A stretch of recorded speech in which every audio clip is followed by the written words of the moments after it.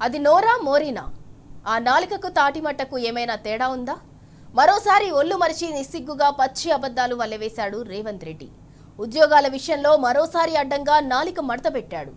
16 నెలల్లోనే ఏకంగా 1,50,000 ఉద్యోగాలు ఇచ్చానని ఘోరమైన అబద్ధాలు చెప్పాడు ఖమ్మం సభలో. ఏడాదికి 2 లక్షల ఉద్యోగాల హామీని ఎగ్గొట్టేందుకు ఇలా నీచమైన డ్రామాలన్నీ చేస్తున్నాడు. సభా వేదిక మీద చెప్పేదే జనం నమ్ముతారని అనుకున్నాడో ఏమో. నిరుద్యోగులను మభ్యపెట్టడానికి డైవర్షన్ మాటలన్నీ చెప్పాడు. అసలు ఈ ముఖ్యమంత్రికి నోటి మాట మీదనే ఉద్యోగాల లెక్క పెంచుతూ పోతున్నాడు. ఓసారి 50,000 జాబ్స్ అంటాడు, మరోసారి 80,000 ఇచ్చామంటాడు. ఇప్పుడు ఏకంగా 1,60,000 ఉద్యోగాలు ఇచ్చేశామంటూ దొంగ లెక్కలు చెప్తున్నాడు. నోటి మాటతోనే ఉద్యోగాల లెక్కను పెంచుతున్నాడు రేవంత్. ఉద్యోగాలు ఈ మొత్తం 16 నెలల్లో 1,50,000 ఉద్యోగాలు అందించి ఈ రోజు నిరుద్యోగులను ఆదుకున్నాం.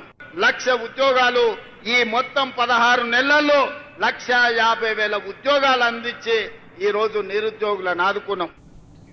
ఒకటి గమనించారా? రేవంత్ రెడ్డిలో ఎక్కడా లేని ఫ్రస్ట్రేషన్, భయం, వణుకు కనిపిస్తోంది. అంతా బట్టి పేల్చిన బాంబ్ ఎఫెక్ట్. ప్రెస్ మీట్ పెట్టి మరీ బట్టి విక్రమార్క బాంబ్ పేల్చడంతో రేవంత్ ఆగుమాగం అయిపోతున్నాడు. తన మీద ఎవరు కథనాలు రాయించారో బండారం బయట పెడతారన్న బట్టి వార్నింగ్తో రేవంత్కు కింద మీద వణుకు షురు అయింది. అందుకే తీవ్రమైన ఫ్రస్ట్రేషన్తో అల్లిబిల్లి అవుతున్నాడు.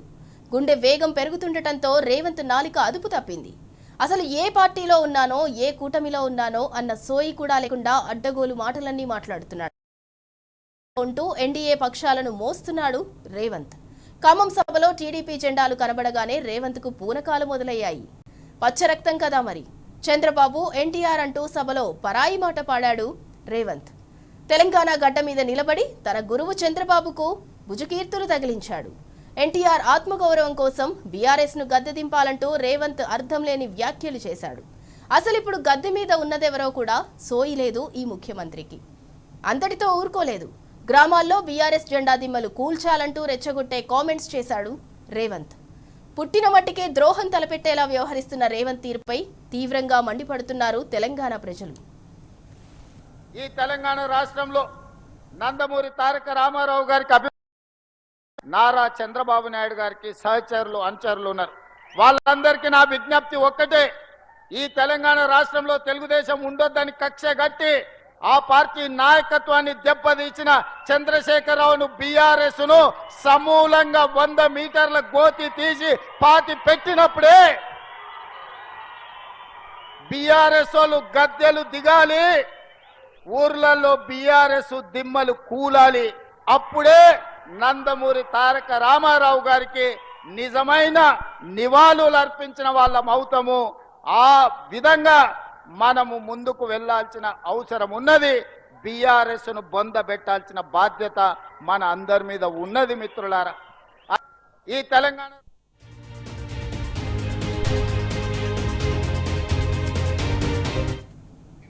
ఇక రేవంత్ రెడ్డి అడ్డగోలు వ్యాఖ్యలపై పూర్తి సమాచారం మా ప్రతినిధి లివిల్ రెడ్డి అందిస్తారు. లివిల్ రెడ్డి, ఖమ్మం వేదికగా రేవంత్ రెడ్డి చేసిన అనుచిత వ్యాఖ్యల్ని అసలు ఎలా చూడాలి? ముఖ్యమంత్రి అనే కనీస ఇంగిత జ్ఞానం లేకుండా ఇవాళ మరొకసారి తన అజ్ఞానాన్ని, తన ఆవేదనను, తన ఆక్రోశాన్ని ఇవాళ బయటపెట్టిండు.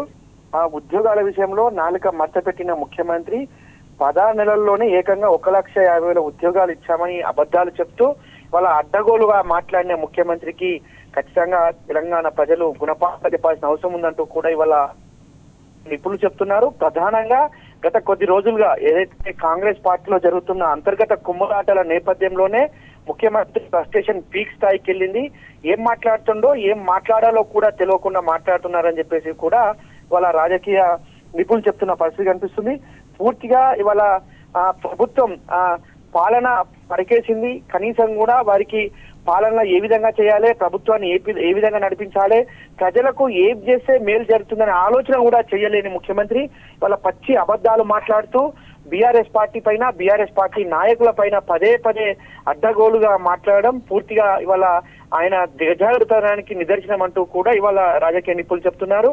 కేవలం కనీసం సంవత్సరానికి 2 లక్షల ఉద్యోగాలు అన్నారు, కానీ 2,000 ఉద్యోగాలు కూడా ఇవ్వలేని ఈ ముఖ్యమంత్రి ఇవాళ ఉద్యోగాలను మభ్యపెట్టేందుకే డ్రైవర్షిప్ కుట్రలంటూ కూడా ఇవాళ ప్రధానంగా చెప్తున్నారు.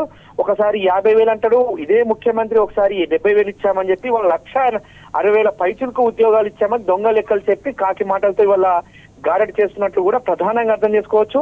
నోటి మాటతోనే ఉద్యోగాలు లెక్క పెంచుతున్న రేవంత్ రెడ్డి ఇవాళ ఎక్కడ కూడా ఎలాంటి ఉద్యోగ నోటిఫికేషన్లు ఇచ్చిన దాఖలాలు లేవు. ఉద్యోగులు ఇస్తే ఎందుకు అర్ధరాత్రి అపరాత్రి తేడా లేకుండా జూబ్లీ హిల్స్ ప్యాలెస్ లో ఉన్న ముఖ్యమంత్రి ఈ విధంగా మాట్లాడడం పట్ల ఆగ్రహం వ్యక్తం చేస్తూ అటు దిల్సుఖ్ నగర్ లో కావచ్చు, ఇటు అశోక్ నగర్ చౌరస్తాల్లో నిరుద్యోగులు ఎందుకు ఈ విధంగా ధర్నాలు చేయాల్సి వస్తుంది, ఎందుకు నిరుద్యోగులను ఆ విధంగా వీరు లాఠీ చార్జ్ చేస్తున్న దుస్థితి ఏర్పడిందో ఇలా ముఖ్యమంత్రి చెప్పాల్సిన అవసరం ఉందంటూ కూడా ఇవాళ ఉద్యోగులు చెప్తున్నారు.